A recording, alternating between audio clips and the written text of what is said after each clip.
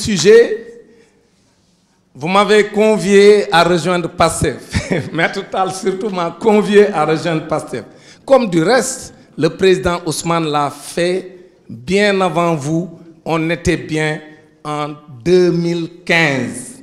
En 2015, le président Ousmane Sonko a demandé à me rencontrer. On s'est rencontrés dans un restaurant au Point E. Et on a discuté. Il m'a dit, dame, je vous ai vu à l'œuvre.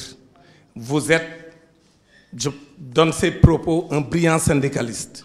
Mais je veux que vous veniez à PASTEF et vous venez rejoindre le bureau national de PASTEF. On travaille ensemble et vous allez voir, nous allons changer ce pays parce que dans quelques années, Inch'Allah, nous allons prendre le pouvoir. Nous étions en 2015. Et c'est ce jour-là qu'il m'a annoncé qu'il va sortir un livre, Pétrole et gaz, chronique d'une spoliation. Il m'a dit, c'est aujourd'hui que j'ai fait la conclusion du livre. Je sais que si je publie ce livre, on va me radier de la fonction publique. Et pourtant, tout ce que j'ai dit dans ce livre, c'est vrai et c'est pour l'intérêt du Sénégal. On ne l'a pas radié pour cette raison, mais on l'a radié pour des raisons mais vachement plus catastrophiques parce qu'on a parlé d'eux, il faisait des révélations sur des dossiers secrets. Alors que tout ce qu'il disait était sur le site du ministère, sur le site de la présidence de la République, sur les prévarications et sur les malversations qu'il y avait à l'Assemblée nationale et dans le pays de manière générale. Donc ce jour-là, j'ai dit au président Ousmane, je pense moi aussi que je peux demain servir PASTEF sans être dans PASTEF. Et vous avez vu que l'histoire a montré que j'ai joué un rôle sans être dans PASTEF. Il m'a dit, c'est dommage, quand on se séparait, j'aurais aimé que tu me donnes une réponse positive pour venir rejoindre PASTEF. Mais on garde le contact et on va travailler, Inch'Allah, ensemble. Depuis ce jour, on ne s'est pas quitté. On échange beaucoup. Ousmane a du respect pour tout le monde et surtout pour les gens en qui il voit des valeurs et les valeurs qu'il incarne. C'est pourquoi, aujourd'hui, je dis PASTEF, Mbour, les enseignants de Mbour, les enseignants patriotes de Mbour, vous avez du mérite. Mbour est bien servi, oui, parce que Mbour est un artisan majeur de cette victoire. J'ai vu les résultats de Mbour, c'est de brillants résultats.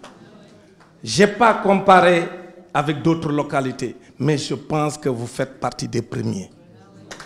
Mbour a fait de brillants résultats dans une zone difficile, parce que vous avez de l'adversité. Je connais le nombre de personnalités qui ont eu des responsabilités dans le pouvoir ici à Mbour. Je connais l'argent qui a été injecté à Mbour, parce que vous aviez deux adversaires. Vous aviez le pouvoir du président Macky Sall, mais également Mbour, c'est le bastion du Parti socialiste. Donc si vous pouvez faire ces brillants résultats, c'est parce que vous avez travaillé et que vous méritez des félicitations. Je voudrais dire également que PASTEF, chaque entité a du mérite. Les enseignants jouent un rôle déterminant dans PASTEF. Pourquoi? Parce que les enseignants sont partout.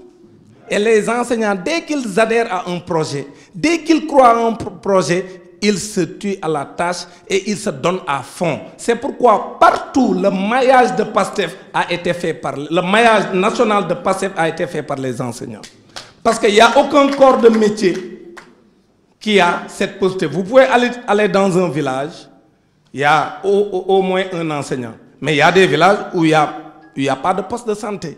Parce qu'on dit que ce sont les enseignants et les infirmiers qui sont partout. Mais il y a des localités où il n'y a pas de poste de santé. Mais presque dans toutes les localités du pays, il y a au moins une école ou une classe.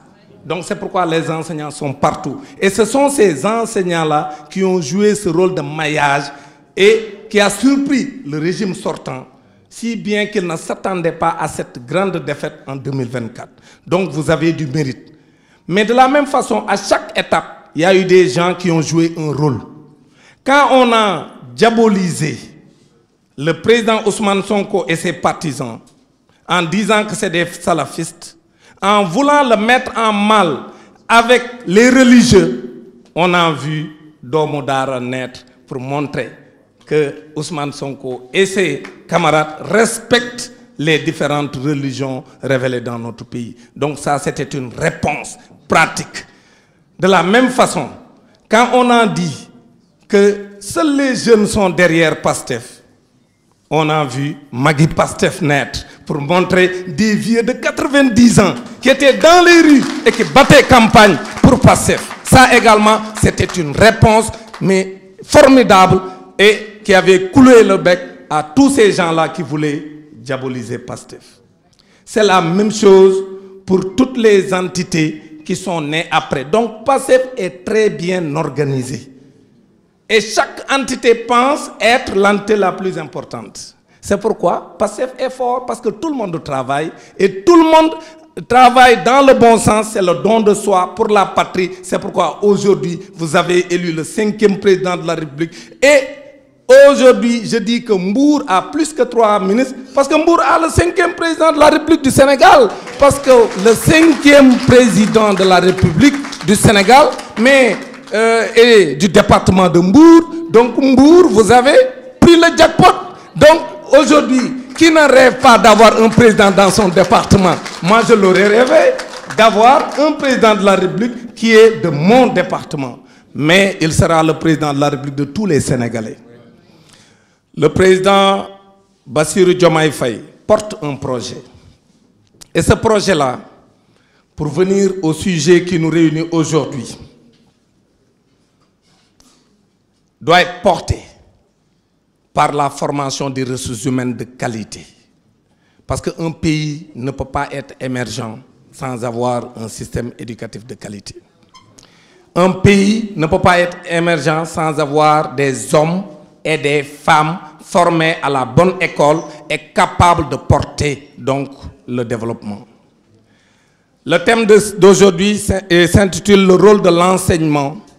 Pas seulement des enseignants, parce que tout à l'heure, j'ai vu beaucoup de glissements dans la thématique qui nous réunit, parce que l'enseignement dépasse les enseignants.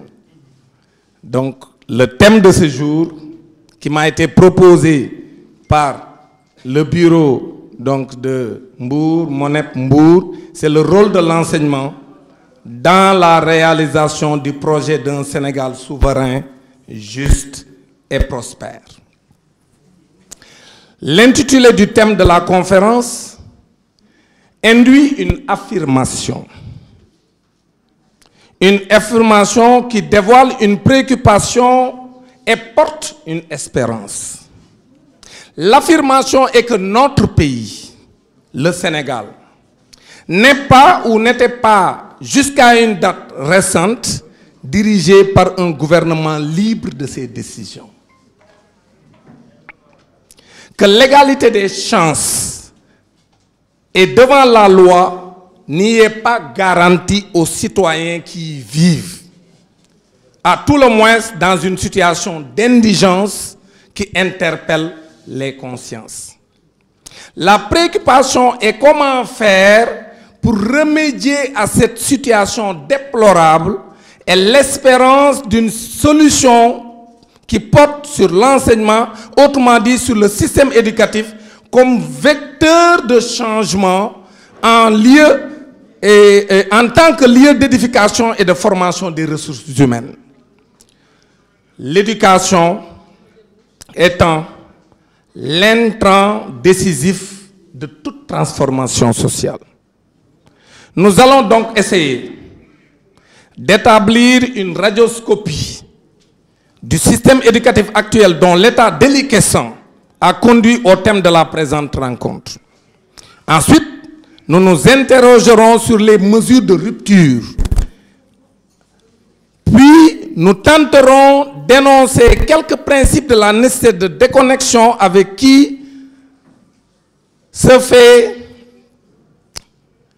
ce qui se fait présentement avant d'esquisser à grands pas